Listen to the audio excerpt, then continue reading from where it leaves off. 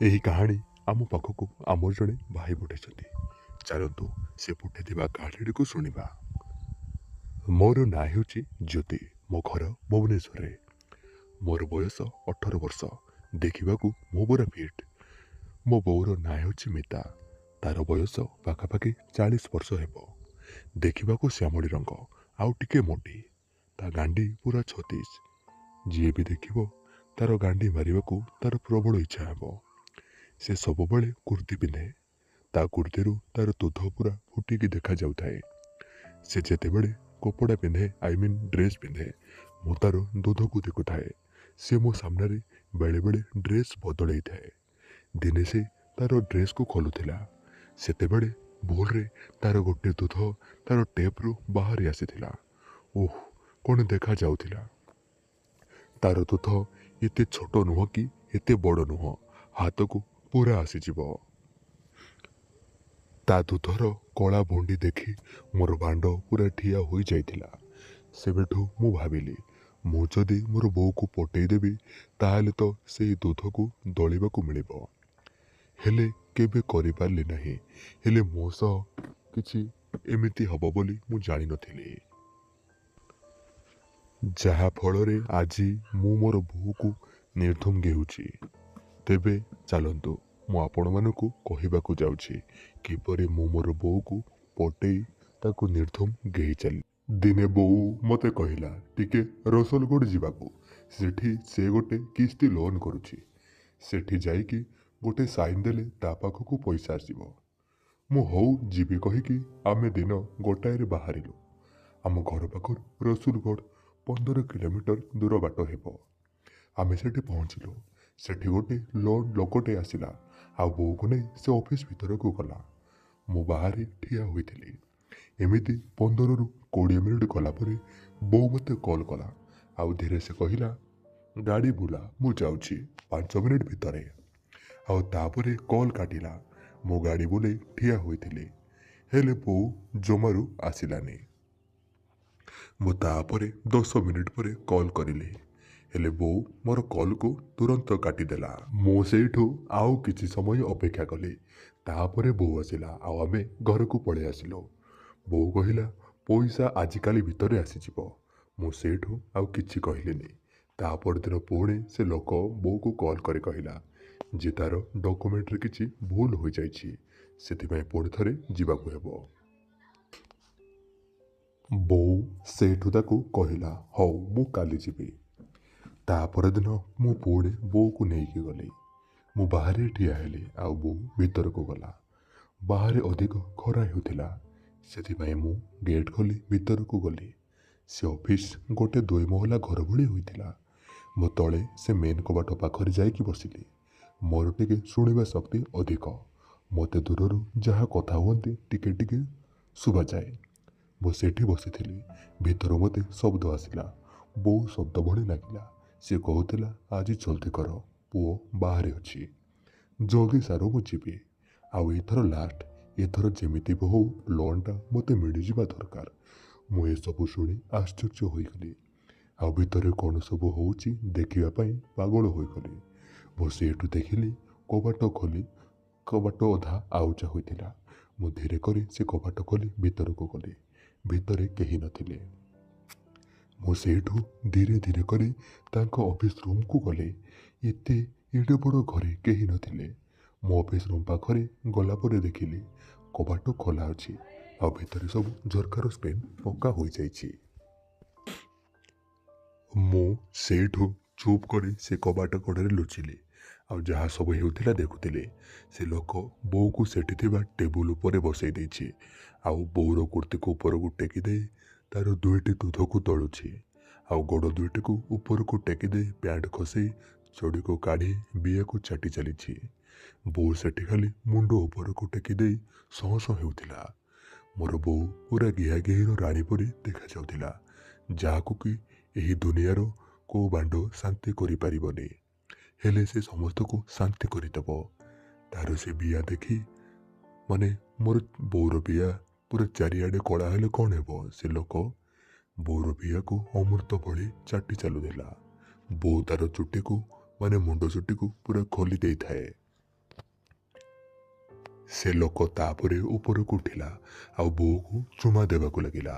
ବୋଉର ବିୟା ଏବେ ପୁରା ସେ ଲୋକର ପାଟିର ଲାଳରେ ଭର୍ତ୍ତି ହୋଇଥିଲା।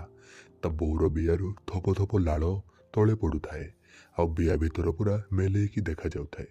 ସେ ଲୋକ ବୋଉର ଦୁଧ ଦୁଇଟାକୁ ଜୋରରେ ତୋଳୁଥାଏ। ବୋଉ ତାକୁ କହୁଥାଏ, ଜଲ୍ଦି କର, ମୋ ପୁଅ ବାହାରେ ଅଛି, ସେ ଜାଣିଦବ ଯଦି ମୁଁ ନାମ ନେବି, ତୁ ଜଲ୍ଦି କେହି ଦେ ମୋତେ, ସେ ଏଭଳି ସବୁ କହୁଥାଏ। ତାପରେ ସେ ଲୋକ କହିଲା, ହଁ ରହ, ଆଜି ଶେଷ ଟାଇମ୍ ତତେ କେହିବି ଟିକେ ଫୁଲ ମଜା ତ ନେବାକୁ ହେବ। ତାପରେ ତୁ ତୋ ବାଟରେ, ମୁଁ ମୋ ବାଟରେ। ବୋଉ କହିଲା, ହଉ ରହ, ମୋ ପୁଅକୁ କଲ୍ କରିକି କହିଦେଉଛି, ଆଉ ଟିକେ ଡେରି ହେବ, ସେ କେଉଁ ହୋଟେଲ ଯାଇକି ଖାଇଦେବ, ତା ଭିତରେ ତୁ ତୋ କାମ ସାରିଦେବୁ। ସେ ହଁ କହିଲା ଆଉ ବୋଉ ତା କୋଳରୁ ତା ଫୋନ୍କୁ ଆଣିଲା ଆଉ ମୋତେ କଲ୍ କରିବାକୁ ବାହାରିଲା। ମୁଁ ଶୀଘ୍ର ବାହାରକୁ ପଳେଇଗଲି ଆଉ ବୋଉର କଲ୍ ଉଠେଇଲି। ବୋଉ କହିଲା, ଭିତରେ ବହୁତ ଲୋକ ଅଛନ୍ତି, ଆହୁରି 8-9 ଜଣଙ୍କ ପରେ ତାର ଡକୁମେଣ୍ଟ ଦେଖାହବ। ତାପରେ କହିଲା, ତୁ ଏବେ ଯା, କୋଉଠୁ ଖାଇକି ଆସ, ମୁଁ ତୋତେ ପଇସା ଅନଲାଇନରେ ପଠେଇ ଦଉଛି। ମୁଁ ସେଇଠୁ ହଁ କହିକି କଲ୍ କାଟିଲି। ମୁଁ ମନେ ମନେ ଭାବିଲି, ମୋର ବୋଉ କେତେ ବଡ଼ ବେଥେଇ। ମୁଁ ତାପରେ ଚୁପଚାପ ଭିତରକୁ ଗଲି। ମୁଁ ସେଇଠୁ ଦେଖିଲି ସେ ଲୋକ ସେ ଟେବୁଲ ଉପରେ ଯାହା ସବୁ ଥିଲା ସବୁ କାଢ଼ିଲା ଆଉ ବୋଉକୁ ପୁରା ଟେବୁଲ ମଝିକୁ ନେଇଗଲା ଆଉ ସେ ବି ଟେବୁଲ ଉପରେ ଚଢ଼ିଲା। ବୋଉର କୁର୍ତ୍ତିକୁ ପୁରା କାଢ଼ିଦେଲା ଆଉ ଚଢ଼ିକୁ ବି। ସେ ଲୋକ ବି ତାର ସବୁ ଖୋଲି ପକେଇଲା ଆଉ ବୋଉକୁ କହିଲା, ପାଟିରେ ଟିକେ ବାଣ୍ଡ ଚଷିବାକୁ। ବୋଉ କିନ୍ତୁ ମନା କରିଲା, କହିଲା, ନା ମୁଁ ନେବିନି, ମୋତେ ଏଗୁଡ଼ାକ ବହୁତ ଅସନା ଲାଗେ। ସେ ଲୋକ କହିଲା, ମୁଁ ତ ବିୟାକୁ ଚାଟିଲି, ତୁ କିନ୍ତୁ ମୋର ଚାଟିବୁନି। ତୁ ତୋର ବିୟା ମୋର ବାଣ୍ଡଠୁ ବି କଳା, ଚାରିଆଡ଼େ ପୁରା ଅନ୍ଧାର, ତୋ ବିୟା ହେଲେ ତୁ ମୋର ଗୋରା ଚିକଣିଆ ବାଣ୍ଡକୁ ଚାଟିବାକୁ ମନା କରୁଛୁ। ବୋଉ କହିଲା, ମୋର କାଳିଆ ବିୟା ଯଦି ପସନ୍ଦ ନୁହଁ ତାହେଲେ ମୁଁ ଯାଉଛି। ସେ ଲୋକ ବୋଉକୁ ଧରି କହିଲା, ଦେଖ, ତୋତେ ଆଜି ଖାଲି ଥରେ ମୋର ବାଣ୍ଡ ନେବାକୁ ହବ। ତୁ ଯଦି ରାଜି ହଉ ତାହେଲେ ତୋର ଲୋନ୍ ମୁଁ କରିଦେବି, ନହେଲେ ନାହିଁ। ଆଉ ଦେଖ, ତୁ ଥରେ ଏ ବାଣ୍ଡ ନେଇକି ଦେଖ, ତାପରେ କହିବୁ ଭଲ ଲାଗିଲା ନା ନାହିଁ। ତୁ କହିଲେ ମୁଁ ତୋର ବିୟାକୁ ଆଉ ଥରେ ଚାଟିବି, ହେଲେ ଥରେ ତୁ ମୋର ନେ। ବୋଉ କହିଲା, ମୁଁ ମୋ ସ୍ୱାମୀର ବି କେବେ ନେଇ ନାହିଁ। ସେ ଲୋକ କହିଲା, ଆଜି ଦିନଟା ପାଇଁ ମୁଁ ତୋର ସ୍ୱାମୀ, ନେ ମୋର ବାଣ୍ଡକୁ। ବୋଉ ବି ପଇସା ପାଇଁ ଚୁପଚାପ ତା ବାଣ୍ଡକୁ ପାଟିରେ ନେଇ ଭିତର ବାହାର କରିଲା। ସେତେବେଳେ ସେ ଲୋକର ବାଣ୍ଡ ଠିଆ ହୋଇକି ପୁରା 8 ଇଞ୍ଚ ହୋଇଗଲା। ସେ ଲୋକ ବାଣ୍ଡକୁ ବୋଉ ଏବେ ପୁରା କୁକୁର ଭଳିଆ ଚାଟିଲା। ତାପରେ ସେମାନେ 69 ପୋଜିସନରେ ଆସିଲେ ଆଉ ଦୁହେଁ ଦୁହିଁଙ୍କର ଚାଟିଲେ।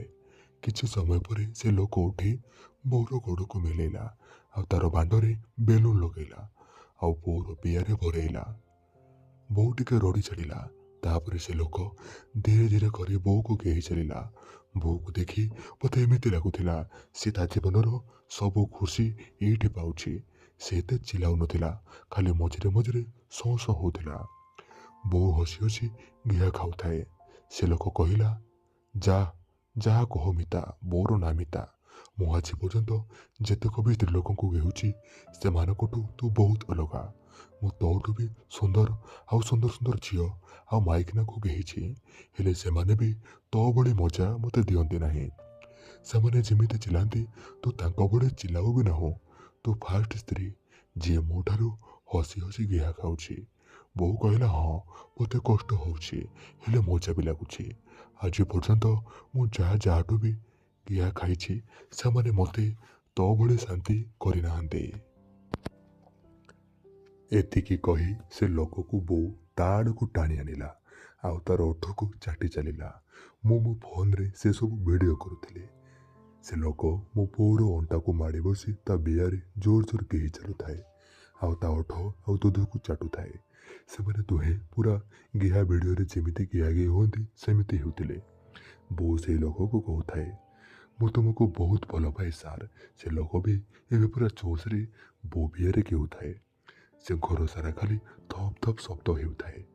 ବୋଉ ବିୟାରେ ସେ ଲୋକର ବାଣ୍ଡ ଜୋର ଜୋରରେ ମାଡ଼ ହେଉଥାଏ। ମୋ ବୋଉ ତାପରେ ବିୟାରୁ ବାଣ୍ଡ କାଢ଼ି ବେଲୁନକୁ କାଢ଼ି ଦେଇ ତା ପାଟିରେ ପୁରେଇ ଚାଟି ଚାଲିଲା। ଏତିକି ଭିତରେ ସେ ଲୋକର ବି ପାଣି ବାହାରିଗଲା। ବୋଉ ସେ ସବୁକୁ ପିଇଲା, ହେଲେ ସେ ଲୋକର ବାଣ୍ଡ ଏବେ ବି ଗରମ ଥିଲା। ସେ ସେଠୁ ପୁଣି ବୋଉର ବିୟାରେ ପୁରେଇବାକୁ କଚ କଚ କରି ଘେହି ଚାଲିଲା। ଆଉ ଯାହା ତା ବାଣ୍ଡରେ ପାଣି ଥିଲା ସବୁ ବୋଉର ବିହାରେ ଛାଡ଼ିଲା। ଆଉ ବୋଉ ବି ତାକୁ କିଛି କହିଲାନି। ସେ ଲୋକ ସେଇଠୁ ତା ବାଣ୍ଡକୁ ବାହାର କରି ବୋଉର ବିହାକୁ ପୁଣି ଚାଟି ଚାଲିଲା। ବୋଉ ତା ମୁହଁ ଉପରେ ମୁତି ପକେଇଲା। ସେ ଲୋକ ସବୁ ମୁତକୁ ପାଣିକୁ ପିଇଲା। ତାପରେ ବୋଉ ତାର ବିହାକୁ ବୋଉ ତାର ବିହାକୁ ମେଲେଇଲା। ଆଉ ସେ ଲୋକ ଜିଭରେ ଚାଟି ଚାଟି ସବୁ ପାଣିକୁ ସଫା କଲା। ଆଉ ହାତ ବୁରେଇକି ସବୁ ଲାଳକୁ କାଢ଼ିକି ପିଇଲା। ତାପରେ ସେମାନେ ଉଠିଲେ, ଗାଧୁଆ ଘରକୁ ଗଲେ ଧୁଆଧୁଇ ହେବାକୁ। ମୁଁ ସେଇଠୁ ବାହାରକୁ ପଳେଇ ଆସିଲି। ଆଉ କିଛି ସମୟ ପରେ ବୋଉ ବି ଆସିଲା। ସେ ମୋତେ କହିଲା ଆଜି ପ୍ରବଳ ଲୋକ ଥିଲେ, ସେଥିପାଇଁ ଏତେ ସମୟ ଲେଟ୍ ହେଲା। ମୁଁ କହିଲି ଆଉ ଲୋକ କାହାନ୍ତି? ସେ ଟିକେ ଡରିଗଲା, କହିଲା ସେମାନେ ସେପଟ କବାଟ ଦେଇ ବାହାରକୁ ପଳେଇଲେ। ଆମେ ଭୁଲରେ ଏପଟେ ଥିଲୁ। ମୁଁ ହଉ କହିଲି, ଆଉ ବୋଉ ଗାଡ଼ିରେ ବସିଲା, ଆଉ ଆମେ ଘରକୁ ଚାଲି ଆସିଲୁ। ତ ଦର୍ଶକ ବନ୍ଧୁ, ପାର୍ଟ 2ରେ ମୁଁ ଆପଣମାନଙ୍କୁ କହିବି କି କେମିତି ମୋ ବୋଉକୁ ସେ ଲୋକଠାରୁ ଗିଆ ଖାଉଥିବାର ଦେଖିଦେଇ ବୋଉକୁ ବ୍ଲାକମେଲ୍ କରି ତାକୁ ନିର୍ଦ୍ଧୁମ ଗେହିଲି। ଯଦି ଆପଣମାନେ ଏହି ଭିଡ଼ିଓରେ ବହୁତ ଭଲ ପାଇବା ଦିଅନ୍ତି, ତାହେଲେ ମୁଁ ସେ ଭାଇଙ୍କୁ ରିକ୍ୱେଷ୍ଟ କରିବି ସେ ଜଲ୍ଦି ଏହି ଭିଡ଼ିଓର ପାର୍ଟ 2 ମୋତେ ଦେବେ, ଯାହାକି ମୁଁ ୟୁଟ୍ୟୁବ୍ ଚ୍ୟାନେଲରେ ଅପଲୋଡ଼ କରିବି। ଆପଣମାନେ ଶୁଣି ଆପଣମାନଙ୍କର ବାଣ୍ଡ ପୁରା ଠିଆ ହୋଇଯିବ। ତ ଦର୍ଶକ ବନ୍ଧୁ, ଆଜିର କାହାଣୀଟି ଏଇଠି ସମାପ୍ତ ହେଉଛି। ଦେଖାହେବା ଏହି କାହାଣୀର ପାର୍ଟ 2ରେ, ମାନେ ଦ୍ୱିତୀୟ ଭାଗରେ। ଯଦି ଆପଣମାନେ ଏ ପର୍ଯ୍ୟନ୍ତ ଆମ ଟେଲିଗ୍ରାମ ଚ୍ୟାନେଲରେ ଜଏନ୍ ହୋଇନାହାନ୍ତି, ତାହେଲେ ଟେଲିଗ୍ରାମକୁ ଯାଇ ସର୍ଚ୍ଚ କରନ୍ତୁ ଓଡ଼ିଆ ଷ୍ଟୋରି ଅଙ୍କିତ 0।